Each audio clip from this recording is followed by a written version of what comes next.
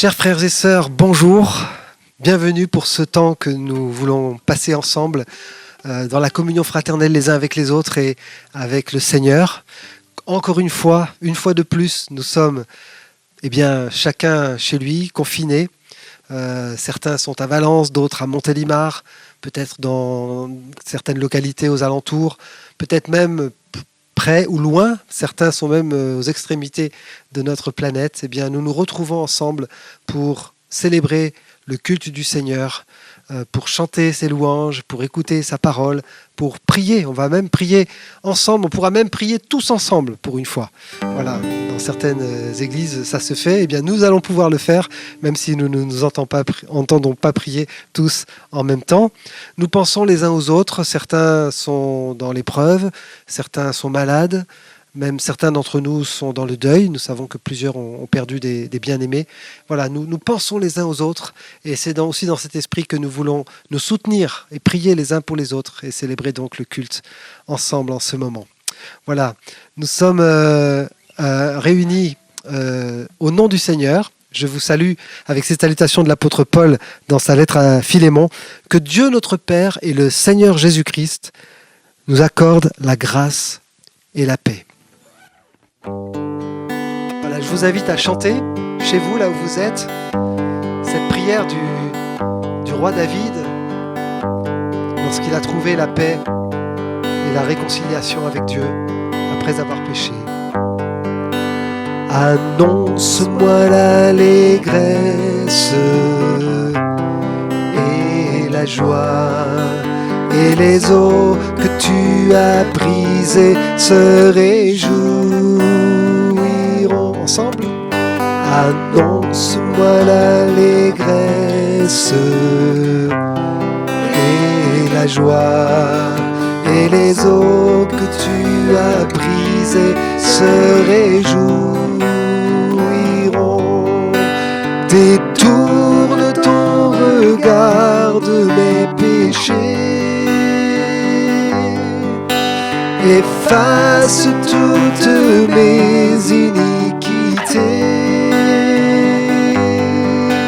Ô Dieu, crée en moi un cœur pur, et les eaux que tu as brisées se réjouiront. On reprend ensemble. Annonce-moi l'allégresse. Annonce-moi l'allégresse et la joie, et les eaux que tu as brisées se réjouiront.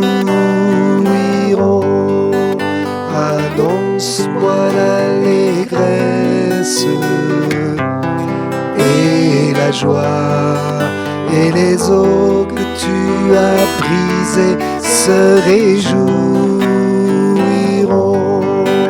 Détourne ton regard de mes péchés, efface toutes mes iniquités.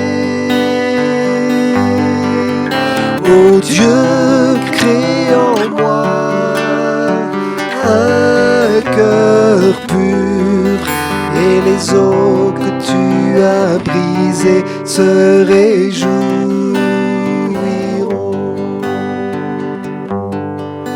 Et les eaux que tu as brisées se réjouiront.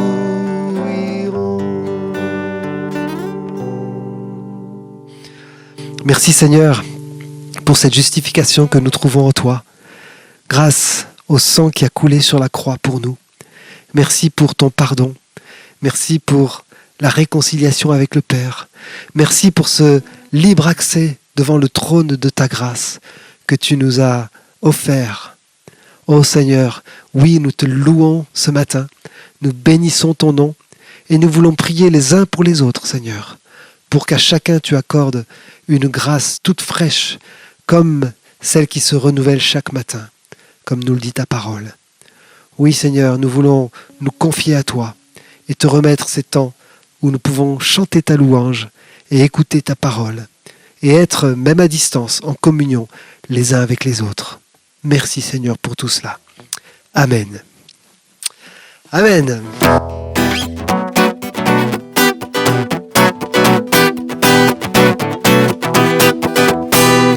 Ni par force, ni par puissance, mais par mon esprit. Ni par force, ni par puissance, mais par mon esprit.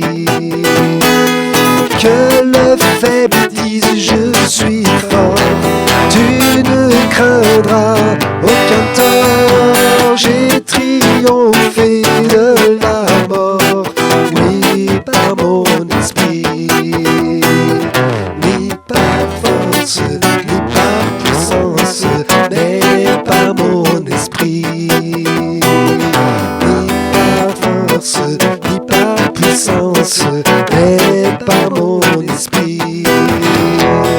Que le faible dise je suis fort, tu ne craindras aucun tort, j'ai triomphé de la mort, oui par mon esprit, ni par force, ni par puissance, mais par mon esprit, ni par force, ni par puissance, mais par mon esprit.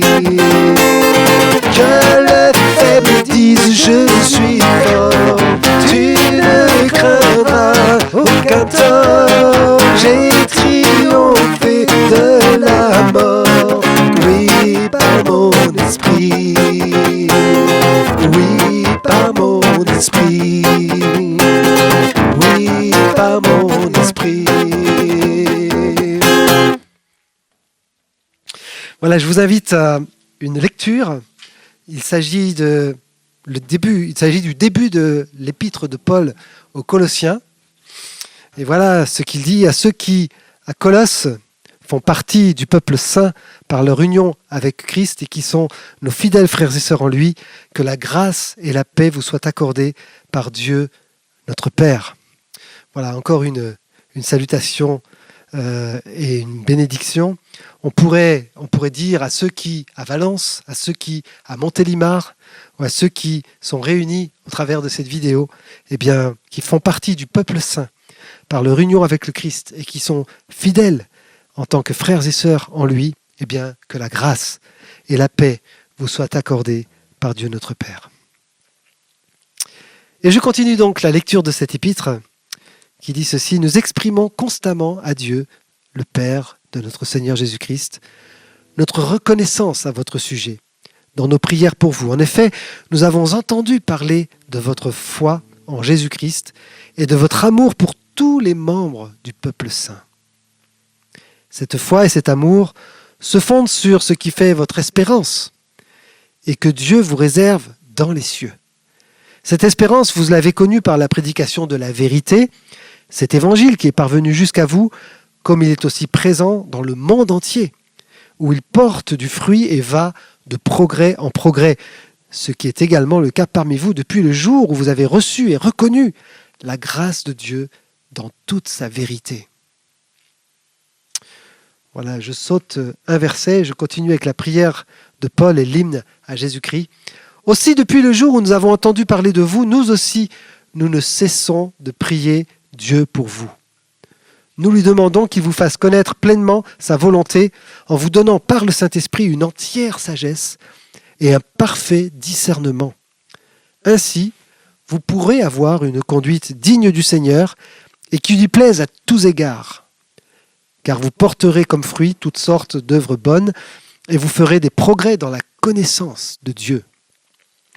Dieu vous fortifiera pleinement à la mesure de sa puissance glorieuse pour que vous puissiez tout supporter et persévérer jusqu'au bout, et cela avec joie.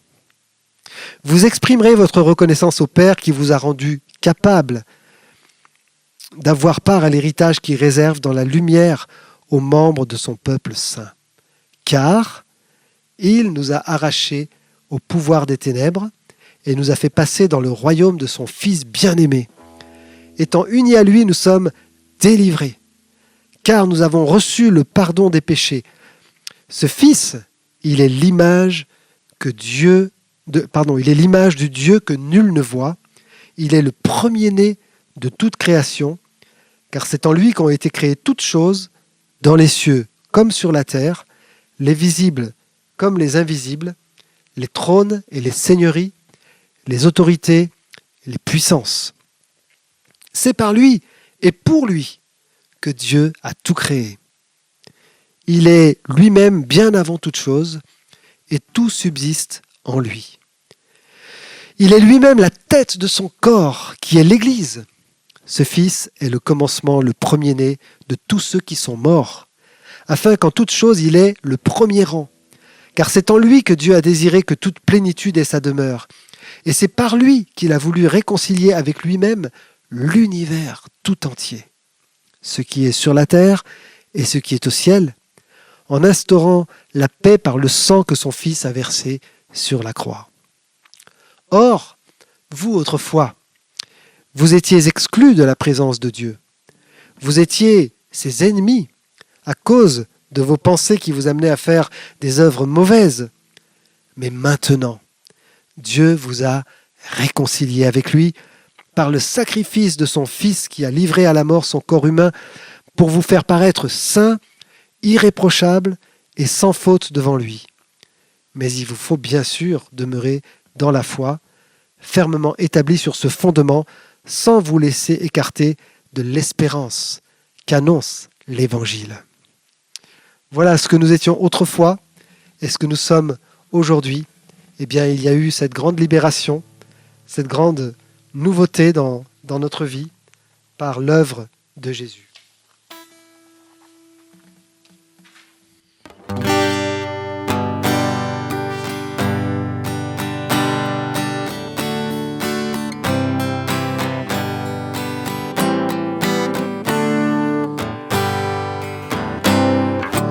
Libre de nos chaînes, nous marchons vers toi. Ta main souveraine affermit nos pas, armés de lumière, couronnés d'éclat. Soyons sur la terre, messagers de joie. Alléluia, que ton règne vienne. Maranatha, Jésus règne en moi. Proclamons sa grâce au creux de la nuit. Recherchons sa face au cœur de sa vie. Célébrons sa gloire, bannissons la peur. Chantons sa victoire, Jésus est vainqueur.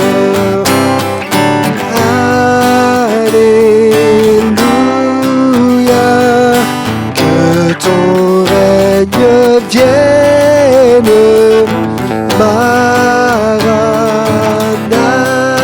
Maranatha, viens Jésus règne en moi. Alléluia, que ton règne vienne. Maranatha, viens Jésus règne en moi. Alléluia, que ton règne vienne.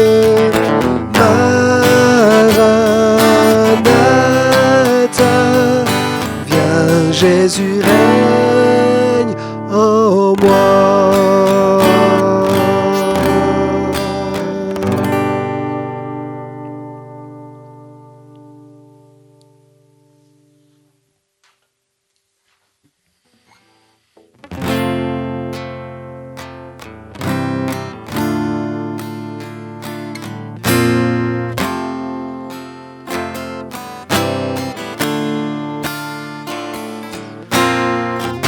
Si l'amour a souffert la croix, combien précieux son sang pour moi. La beauté des cieux vêtue de ma honte, cet amour parfait mort à ma place. Si ses plaies témoignent de son amour, quelle joie voyait-il mourant pour moi. Pour gagner mon cœur, il s'est offert, si merveilleux, si glorieux. Mon sauveur règne victorieux, brisant mes chaînes. Il prit ma place, m'offrant la vie, de grâce en grâce.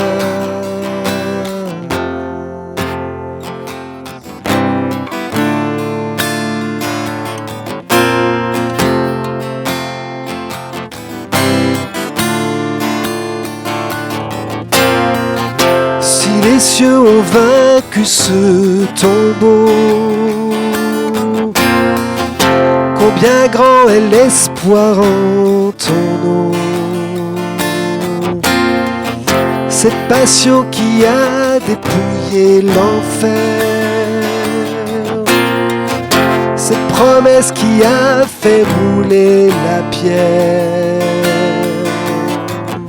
Si ma liberté valait ta vie, pour me pardonner, oh quel grand prix.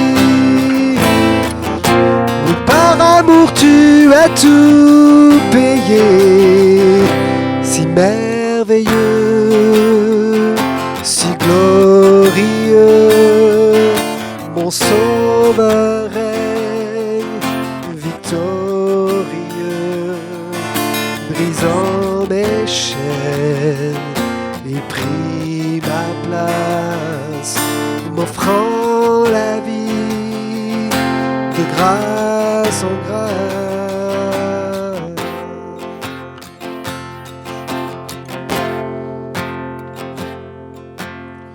Mais c'est par la croix que je suis libre, et c'est par ta mort que j'ai la vie. Jésus, à jamais je veux chanter les merveilles de ta grâce. Oui, c'est par la croix que je suis libre, et c'est par ta mort que j'ai la vie. Jésus, à jamais je veux chanter les merveilles de ta grâce. Oui, c'est par la croix que je suis libre, et c'est par ta mort que j'ai la vie.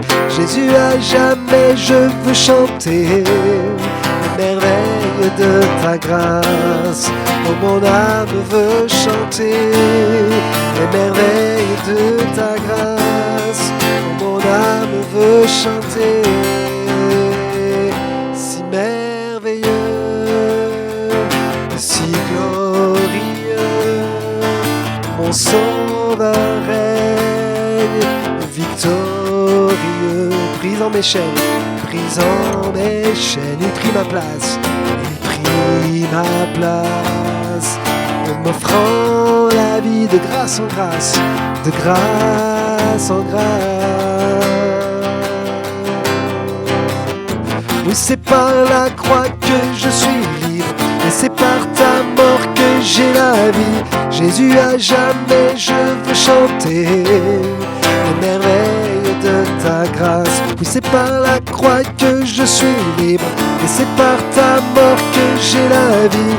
Jésus, à jamais je veux chanter les merveilles de ta grâce. Oui, mon âme veut chanter les merveilles de ta grâce. Oui, mon âme veut chanter,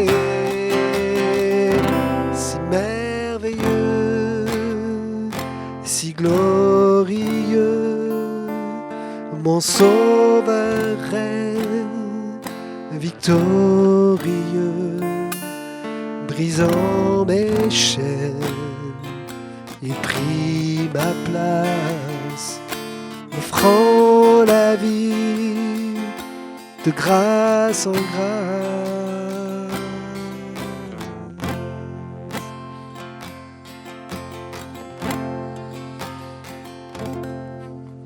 Merci Seigneur. Nous t'adorons, ô Père, dans ton temple. Nous t'adorons en esprit et en vérité.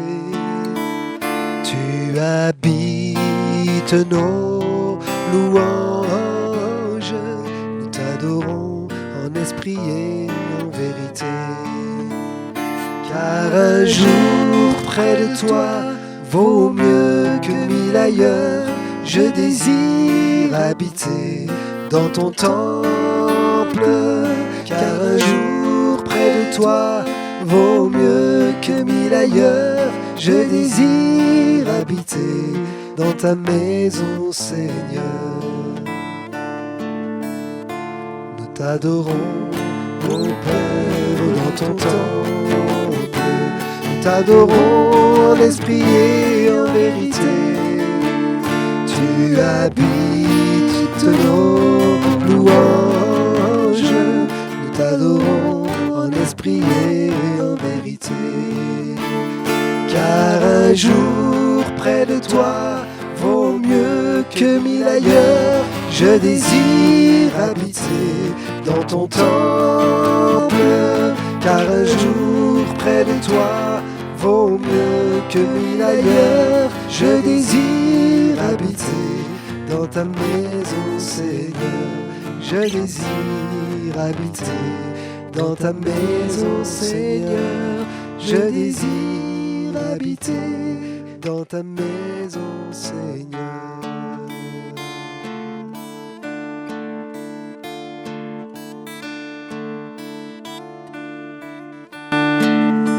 Je vous invite à prier là où vous êtes, adorer le Seigneur en esprit et en vérité, lui dire ce qu'il y a sur votre cœur, vos joies, vos peines, votre adoration, votre louange. Oui Seigneur, nous sommes là devant toi. Tu nous connais, tu sais toutes choses, tu connais notre vie, tu connais nos difficultés, nos épreuves, nos manquements, nos victoires en toi aussi. Seigneur, tu connais toutes choses.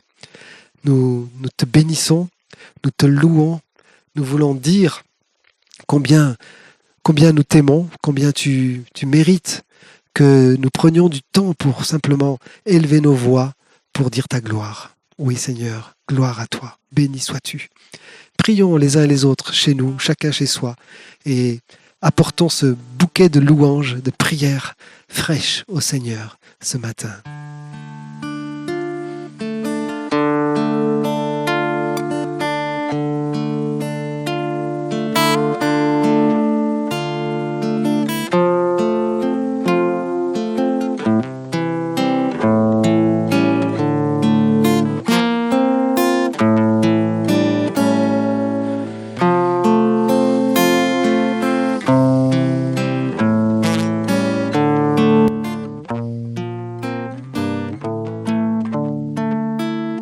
Car un jour près de toi vaut mieux que 1000 ailleurs. Je désire habiter dans ton temple. Car un jour près de toi vaut mieux que 1000 ailleurs. Je désire habiter dans ta maison, Seigneur. Car un jour près de toi vaut mieux que 1000 ailleurs. Je désire dans ton temple, car un jour près de toi vaut mieux que 1000 ailleurs. Je désire habiter dans ta maison, Seigneur. Je désire habiter dans ta maison, Seigneur. Je désire habiter dans ta maison, Seigneur.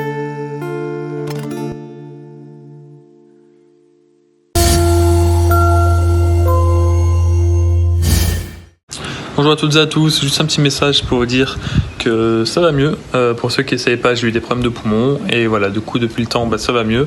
C'est toujours pas ce que j'ai eu, j'ai jamais vraiment eu de nouvelles, mais voilà, j'ai plus mal, ça va beaucoup mieux. Ma mère est venue me chercher dimanche dernier, du coup je suis rentré avec sur le tail. Et puis voilà, je voulais vous remercier pour tous vos petits messages, pour vos prières, et puis prenez soin de vous.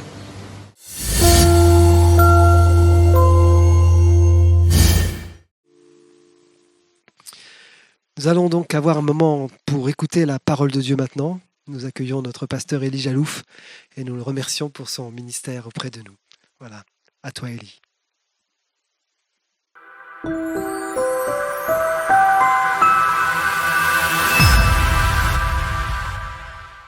Bonjour à tous et à toutes, en ce dimanche 26 avril, encore un dimanche de confinement, mais un dimanche que nous allons vivre ensemble.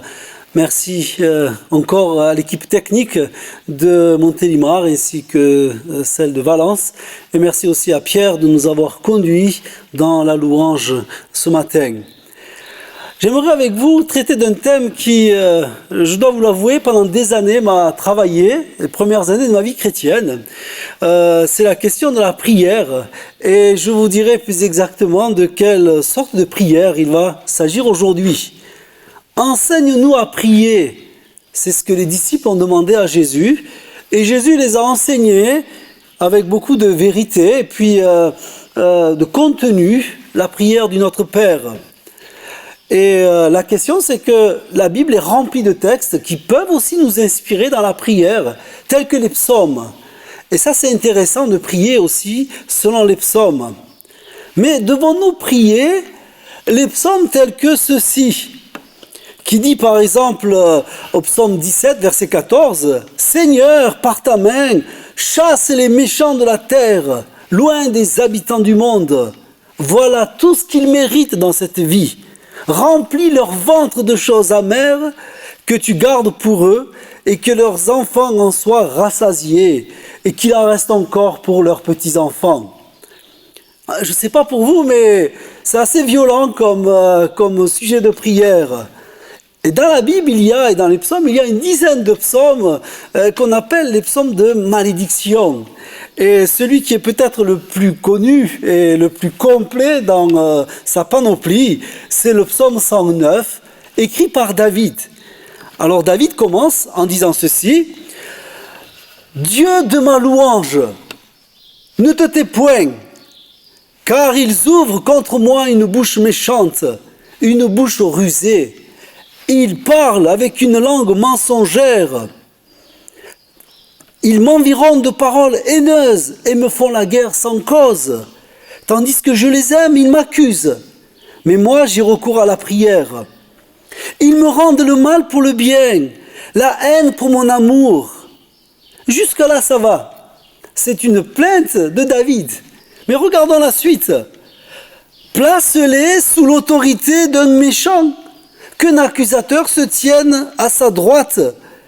Quand il sera jugé, qu'il soit condamné et que sa prière même passe pour un péché.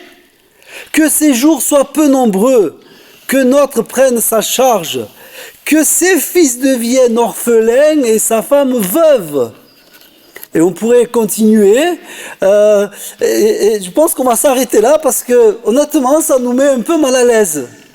Alors évidemment, ce n'est pas des psaumes que nous allons dire en public. En général, quand dans un psaume, il y a ces versets qui apparaissent, eh bien, nous les coupons un peu, nous épargnons notre auditoire de les entendre. Souvent censurés parce que choquants. Alors une question me tourmentait pendant des années dans ma vie chrétienne, au début de ma vie chrétienne, c'était pourquoi ces psaumes ont-ils été gardés par l'Esprit de Dieu? Devons-nous les lire? Devons-nous les prier? Jésus lui-même les a-t-il prononcés? Est-ce que c'est un appel à une croisade, à une guerre sainte? Alors C.S. Lewis a déclaré avec vérité que de tous les hommes mauvais, les religieux sont les pires. De tous les êtres créés, le plus méchant Et celui qui à l'origine s'est tenu dans la présence immédiate de Dieu, car il va justifier sa violence aveugle au nom de Dieu. Alors, comment comprendre ces psaumes ? Et c'est dans un ouvrage du même auteur dont j'ai cité la citation, C.S. Lewis, sur les psaumes, que les premières réponses ont commencé à se dessiner pour moi. Et ce matin, j'aimerais vous livrer, ce temps où j'ai réfléchi petit à petit sur que faire avec ces psaumes dits de malédiction. Pourquoi ont-ils été écrits ? Alors tout d'abord, ces psaumes soulignent 3 réalités. La première, c'est qu'ils soulignent la liberté d'expression du croyant. Ça, c'est une bonne chose. Job, par exemple, qui est passé par tant de tempêtes et d'épreuves, a ouvert son cœur devant Dieu. Il a même partagé ses déceptions et sa colère devant ses amis. Et ses amis lui ont même dit au chapitre 15, « Où ton cœur t'entraîne-t-il, Job ? Et que signifie ce roulement de tes yeux ? Quoi ? C'est contre Dieu que tu tournes ta colère et que ta bouche exhale de pareils discours ? Qu'est-ce que l'homme pour qu'il soit pur ? Celui qui est de la femme, né de la femme, peut-il être juste ? » Alors, c'est un reproche fait à Job. Mais en réalité, quand 2 amis discutent, 2 amis partagent, ils peuvent aussi ouvrir leur cœur dans un échange. Ils peuvent se partager leur joie comme aussi leur colère. Une théologienne, Lita Bassé, disait ceci, « C'est au cœur du désespoir que va naître la colère de Job. Il n'a plus rien à perdre et il s'en prend à Dieu, en des termes très violents, le décrivant même comme un fauve qui le déchire. Mais c'est précisément ce qui le sauve. Affronter Dieu signifie être en relation avec Dieu. En réalité, Job accomplit la plus grande démarche de foi de sa vie, car sa colère a été non pas une étape où il s'est détaché de Dieu, mais au contraire, il est resté en relation avec Dieu. Alors que ses amis installés dans un système de croyance, eux se sont coupés de Dieu. Il y a l'exemple de Jonas, à qui Dieu n'a pas donné raison, mais que Dieu a écouté. Par 2 fois, Dieu dit à Jonas qu'il ne voulait pas aller évangéliser, pourrait-on dire, le pays de Ninive. La ville de Ninive. Dieu dit 2 fois à Jonas, « Fais-tu bien de t'irriter, Jonas ?» Et puis on connaît l'histoire du ricin qui pousse et que Dieu sèche. Et Dieu demande à Jonas, qui s'irrite, « As-tu raison de te mettre en colère à cause de cette plante ?» Jonas répond, « Oui, j'ai bien raison de me mettre en colère. » Et il ajoute, « Et de souhaiter la mort. » Ah, cette colère s'élève souvent chez les écrivains bibliques parce que Dieu semble se taire face aux situations insupportables, aux trahisons, aux accusations mensongères, au mal rendu pour le bien. Et on voit là une demande pressante d'intervention, même violente, pour rétablir la justice. Et cette demande est faite devant Dieu. En réalité, chers amis, chers frères et sœurs, Dieu ne muselle personne. Il est tout à fait capable d'entendre nos découragements, comme nos plaintes, comme nos révoltes et nos tourments, à condition de ne pas l'accuser. Ces psaumes soulignent la liberté d'expression du croyant. Ils font ressortir du fond de ses tripes ce que le croyant vit. Vous savez, intérioriser les colères peuvent devenir pour nous une source de poison pour notre paix intérieure. Il est bon de s'exprimer devant Dieu, au besoin avec une personne s'il le faut, et puis se taire et écouter Dieu. Veillons tout de même à ce que nos colères ne nous échappent pas au point d'envenimer tous les gens autour de nous. Attention à nos colères liées à notre orgueil plutôt qu'à notre spiritualité et à ces colères injustifiées comme celles qui sont continuelles. Pour cela, pour ce type de colère, il nous faut nous repentir sincèrement parce qu'elles font souffrir les autres et nous-mêmes. Alors ces psaumes ne nous transmettent pas des colères malsaines, Ça, c'est une première des choses que j'ai retirées à la lecture de ces psaumes. La deuxième, c'est que ces psaumes ont été écrits dans un monde cruel. Et ces propos sont modérés par rapport au monde dans lequel ils ont été conçus. Alors c'était un contexte de David, par exemple, où l'on sacrifiait des enfants, on maltraitait les esclaves, on exploitait les plus faibles, la justice était corrompue. Les gens de l'Ancien Monde, comme du Nouveau Testament, vivaient dans un monde cruel. On a tendance à l'oublier. Ce que le juste subissait restait pour lui odieux et abominable devant le Seigneur. On cite l'exemple d'un dieu de l'Ancien Testament, d'une idole, Moloch, que les Israélites ont vite fait d'adopter et dont la Bible qualifie d'abomination des Ammonites.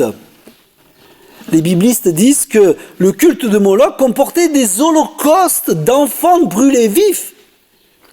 Pour réagir contre cette coutume abominable, très tôt la loi de Moïse va se positionner. Ce qui n'a pas empêché Salomon d'élever un autel à Moloch pour plaire à ses femmes ammonites. Et puis durant les siècles qui ont suivi le règne de Salomon, eh bien, des rois ont offert des enfants à Moloch.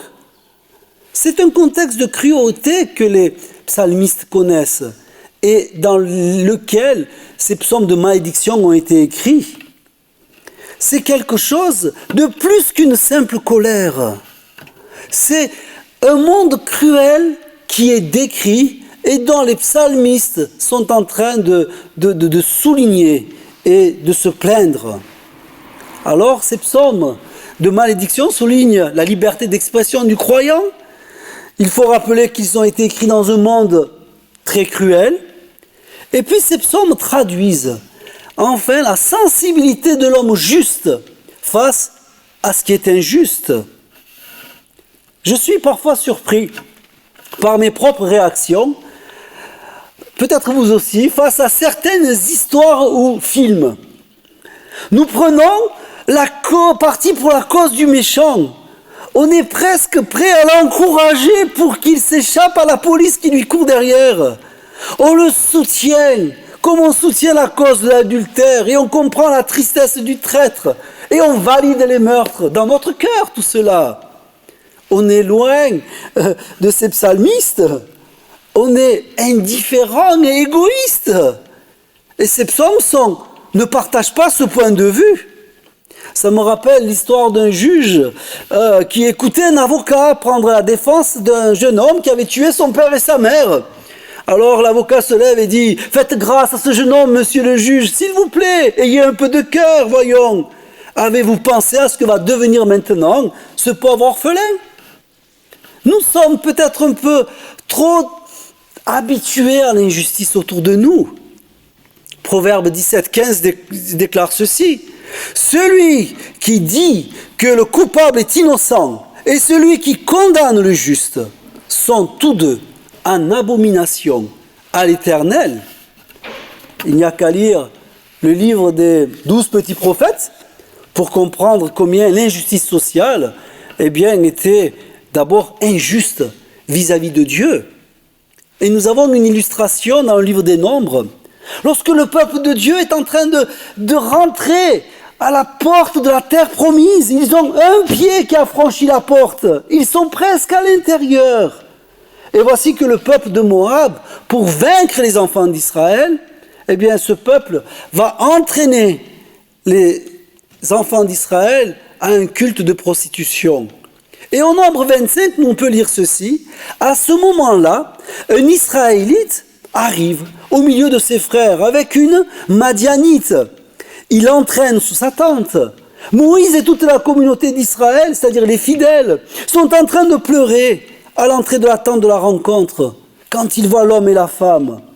Alors le prêtre Phinéas, fils d'Éléazar, petit-fils d'Aaron, se lève au milieu de la communauté. Il prend une lance, il suit l'homme dans la tente où celui-ci entre avec la Madianite et Phinéas les tue, tous les deux, en les frappant au bas du ventre. Et aussitôt, le grand malheur qui frappe les Israélites s'arrête. Ah, on peut crier au scandale et on aurait raison, à la barbarie, à la rigidité de la loi. Mais on peut aussi, dans ce contexte, souligner la grande sensibilité de Phinéas pour la justice. Et ça, c'est quelque chose qui a honoré Dieu. Sans aller jusqu'à un acte aussi extrême, condamnable, aujourd'hui. Où en sommes-nous avec notre sensibilité pour la justice et pour la vérité? Je crains juste que sous nos excuses de tolérance et d'ouverture d'esprit, ce soit notre confort que nous ménagions avant tout. Parfois nous pensons être des gens cool, mais en réalité c'est une excuse pour cacher notre tiédeur. Notre ennemi devient notre confort et notre poison, notre indifférence. Oh, après tout, chacun est libre de faire ce qu'il veut. Phinéas est resté sensible face à l'injustice qui a touché l'honneur de Dieu. C'est pourquoi le Seigneur dira à Moïse, le prêtre Phinéas, fils d'Éléazar, petit-fils d'Aaron, a détourné ma colère des Israélites. C'est pourquoi tu lui diras que je fais avec lui une alliance qui apporte la paix. Oui, ces psaumes de malédiction soulignent la liberté d'expression du croyant. Ils ont été écrits avec des propos assez modérés finalement, dans un contexte très dur, très cruel, et ils nous démontrent aussi la sensibilité profonde du fidèle face à l'injustice. Alors, devons-nous les réciter? Devons-nous implorer le Seigneur pour qu'il casse les dents et la mâchoire des méchants, comme il est écrit dans le psaume 109? Qu'en pense le Nouveau Testament? Quelqu'un a dit, si tu es prêt à mourir pour une cause, si tu es prêt à tuer pour cette cause, alors tu n'es pas dans la volonté de Dieu. Car Jésus n'est pas une cause, c'est une personne. À la lumière du Nouveau Testament, il y a un premier danger, celui de prendre à la lettre ces psaumes pour justifier notre vengeance et notre haine, ce qui nous éloignerait de Dieu. David a écrit bon nombre de ces psaumes quand il était injustement poursuivi par Saül, mais il n'a jamais cherché à se venger lui-même de Saül, même lorsqu'il l'avait sous son glaive. Bien au contraire, il a ouvert son cœur à Dieu et il a laissé Dieu intervenir. Je crois qu'on a là une belle preuve de confiance vis-à-vis de Dieu et de dépendance à sa personne. Un autre danger aussi, de penser que nos pires irritations sont saintes, parce que nous sommes chrétiens. Et continuer à mariner dans notre amertume et continuer à implorer la vengeance de Dieu. Et le pire, c'est lorsque nous rencontrons nos ennemis. Alors, soit nous devenons agressifs vis-à-vis d'eux, soit nous dissimulons avec subtilité nos plus mauvais sentiments. Et là, nous recevons l'Oscar du meilleur premier rôle. Attention à ces deux dangers. L'un qui justifierait notre vengeance, et la deuxième, c'est de mariner dans cette amertume et finalement d'être faux dans nos relations. Et puis à la lumière du Nouveau Testament, en réalité rien dans le Nouveau Testament nous dit qu'il faille renier ces psaumes. La Bible entière est la parole de Dieu. Elle a été écrite pour notre instruction. Jésus nous dirait en quelque sorte, vous avez lu, vous avez entendu ces paroles, mais vous n'avez pas saisi, vous n'avez pas compris. Ces psaumes nous rappellent que la méchanceté existe réellement dans ce monde. Ne l'oublions jamais. Le prince de ce monde œuvre encore avec beaucoup de zèle. Et que cette œuvre reste détestable aux yeux de Dieu. D'ailleurs, Jésus lui-même a prononcé des malheurs à ceux qui suivaient les œuvres de ce prince, de ce monde. Il a dit dans Luc chapitre 6, « Malheur à vous les riches, car vous avez votre consolation. Malheur à vous qui êtes rassasiés maintenant, car vous aurez faim.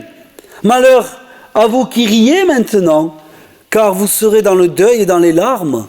Malheur lorsque les hommes parleront en bien de vous, car c'est ainsi que leur Père agissait à l'égard des faux prophètes. » Alors ce ne sont pas des malédictions du style « je vous maudis » que Jésus est en train d'exprimer, mais Jésus est en train de souligner qu'il y a des méchants aveuglés par le prince de ce monde qui le suivent.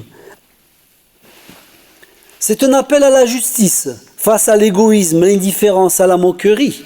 Un avertissement pour ne pas laisser périr l'homme dans sa méchanceté ou ses fausses assurances.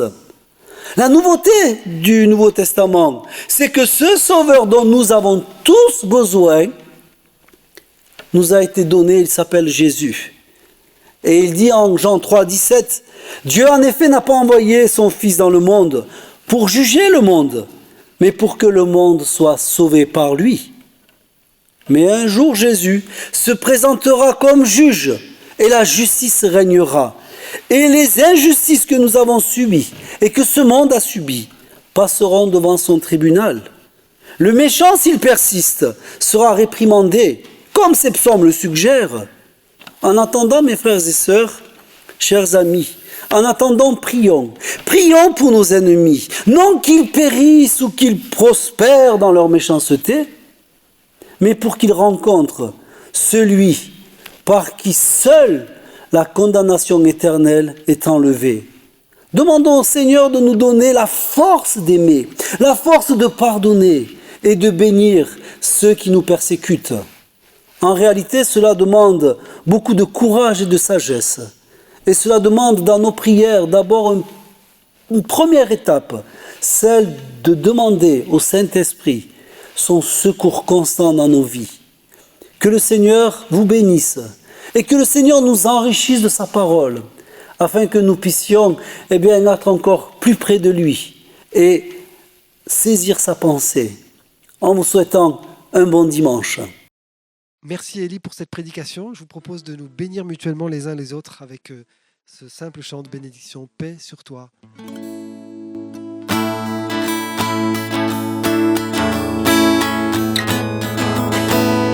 Paix sur toi. Nous te bénissons au nom du Seigneur. Paix sur toi. Nous te bénissons au nom du Prince de paix. Paix sur toi. Ensemble.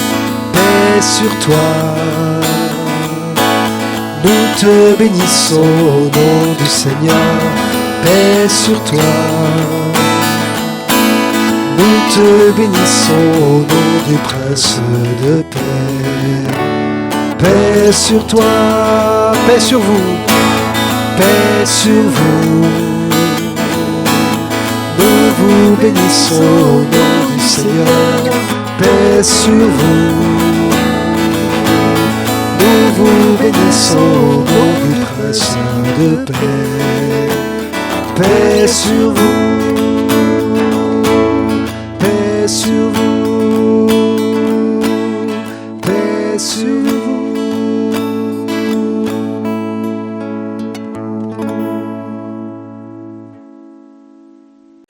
Voilà, juste une annonce pour vous signaler que dimanche prochain, la prédication sera apportée par notre frère Pierre Lachat de Montélimar.